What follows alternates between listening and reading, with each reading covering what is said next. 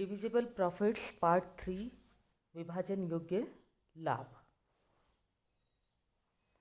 विभाजन योग्य लाभ के पार्ट 1 और पार्ट 2 में हम लोगों ने लाभों का अर्थ, विभाजन योग्य लाभों के निर्धारण और पूंजीगत लाभों के वैधानिक प्रावधान, पूंजीगत लाभों को लाभांश के रूप में बांटने संबंधी विभिन्न दृष्टिकोण, पूंजीगत लाभों के अंकेक्षण आदि के बारे में चर्चा की थी। पूंजीगत लाभों के अतिरिक्त अन्य विशिष्ट लाभ एवं हानियां होती है, other specific profits and losses, जिन पर भी लाभांश वितरण से पूर्व विचार करना आवश्यक है। इनमें सबसे पहले हम बात कर रहे हैं स्थायी संपत्तियों के मूल्य में वृद्धि एवं इसकी लाभांश के लिए उपलब्धता। Availability of appreciation in fixed assets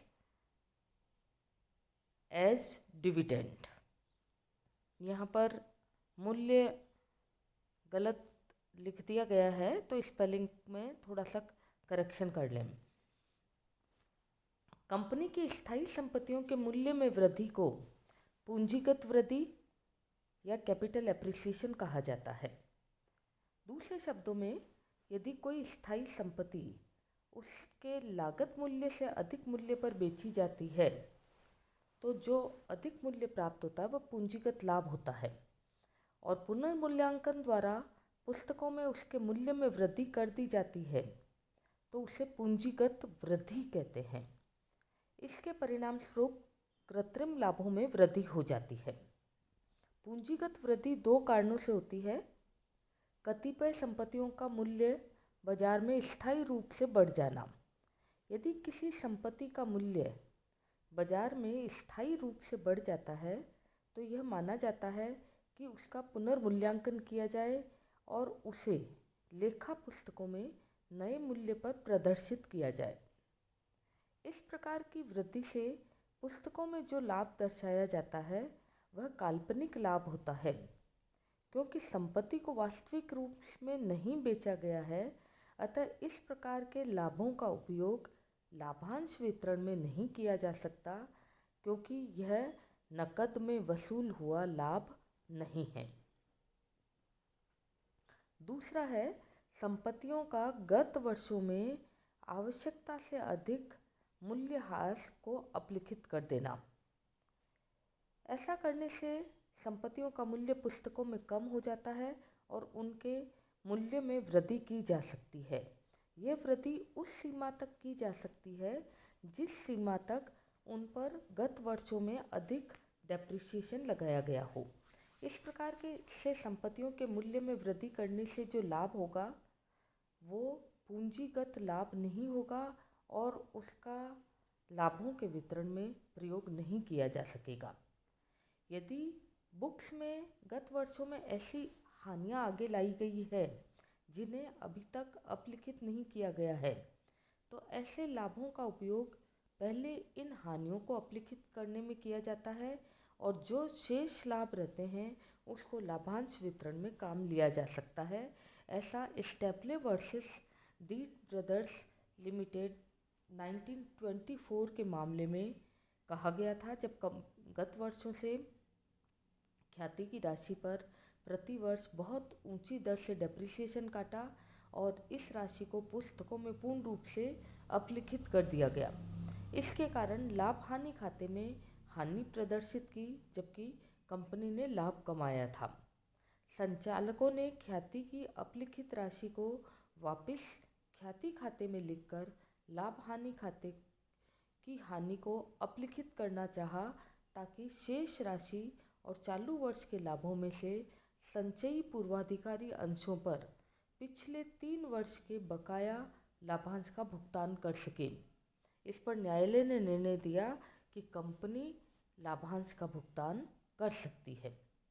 अतः अंकेशक का कर्तव्य है कि वह देखे कि न्यायालय के निर्णय एवं वैधानिक दृष्टि का अनुकरण किस सीमा तक किया गया है।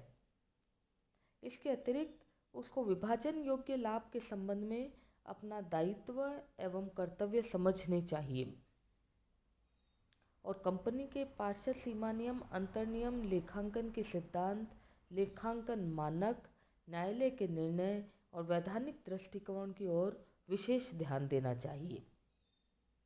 दूसरा है स्थायी संपत्तियों के मूल्य में कमी एवं विभाजन योग्य लाभ या reduction in the value of assets and divisible profits.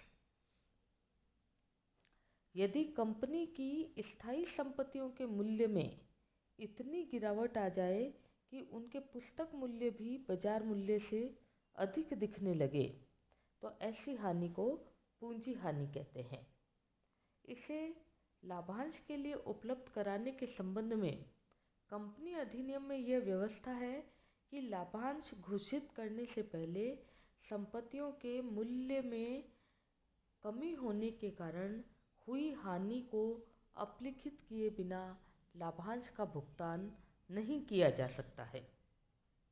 इस संबंध में Werner versus general and commercial investment trust limited 1894 के मामले में न्यायाधीश ने निर्णय दिया कि कंपनी अपनी ही पूंजी की हानि को बिना अपलिखित किए चालू लाभों में से लाभांश का भुगतान कर सकती है, बशर्ते उसकी संपत्तियां दायित्वों के भुगतान हेतु पर्याप्त हो और अंतर्नियम अनुमति दिए।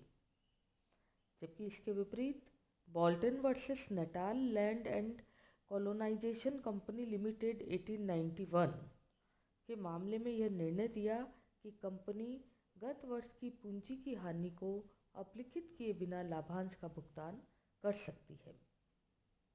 इसलिए अंकेशक का यह कर्तव्य है कि स्थायी संपत्तियों के मूल्य में कमी होने से जो हानि हुई है उसको अपलिखित करने के लिए कंपनी को बाध्य तो नहीं कर सकता, किंतु उसको ये देखना चाहिए कि विनियोगों जैसी संपत्तियों के बाजार मूल्य को उनके पुस्तक मूल्य के साथ साथ अवश्य दिखा दिया गया है।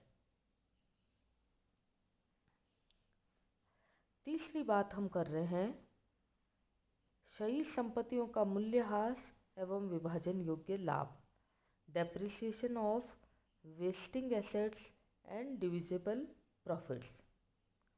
क्षयी संपत्तियों का आशय ऐसी संपत्तियां जैसे खान, तेल के कुएं, खदान एवं कोयले की खान इत्यादि से है, जिनका प्रयोग करने से धीरे धीरे वे रिक्त हो जाती है या समाप्त हो जाती है।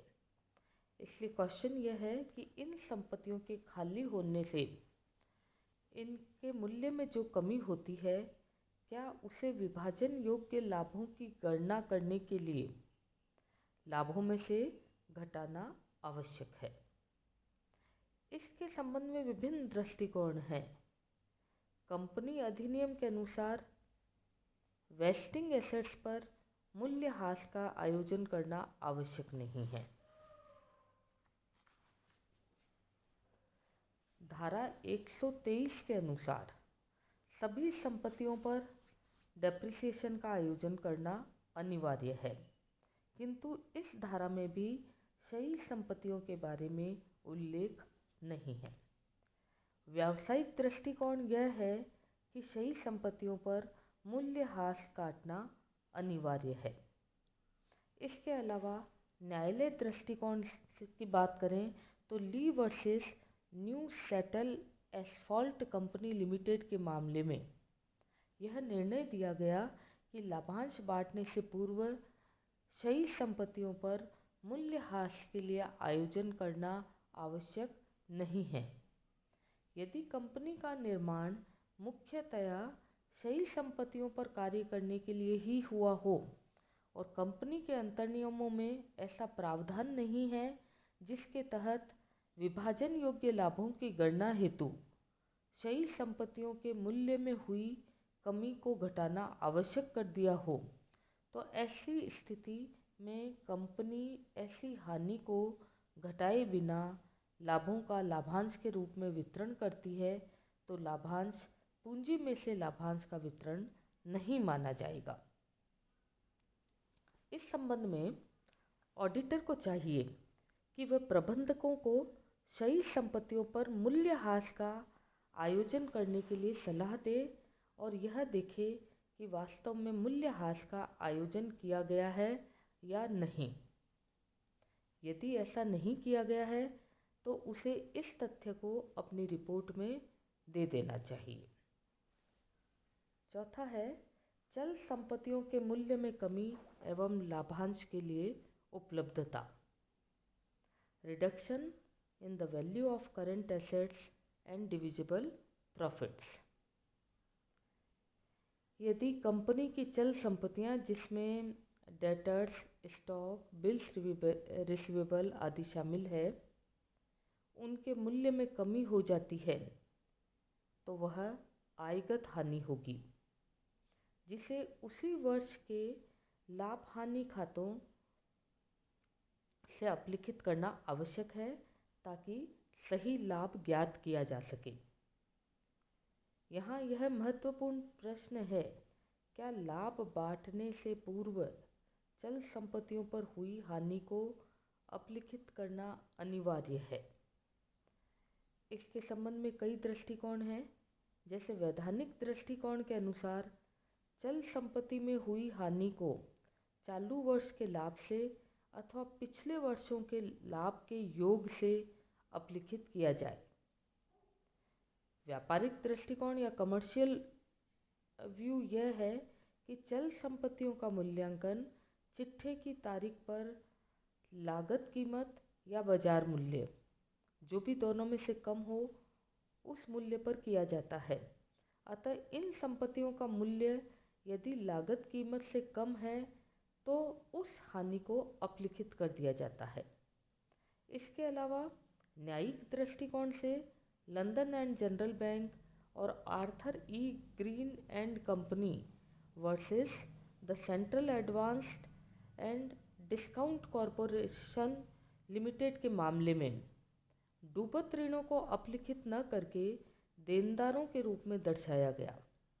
इस प्रकार चल संपत्ति पर हुई हानि को अपलिखित नहीं किया गया तो न्यायालय ने निर्णय दिया कि अंकेशक कर्तव्य भंग का दोषी है, क्योंकि उसने अपने प्रतिवेदन में इस बात का उल्लेख नहीं किया।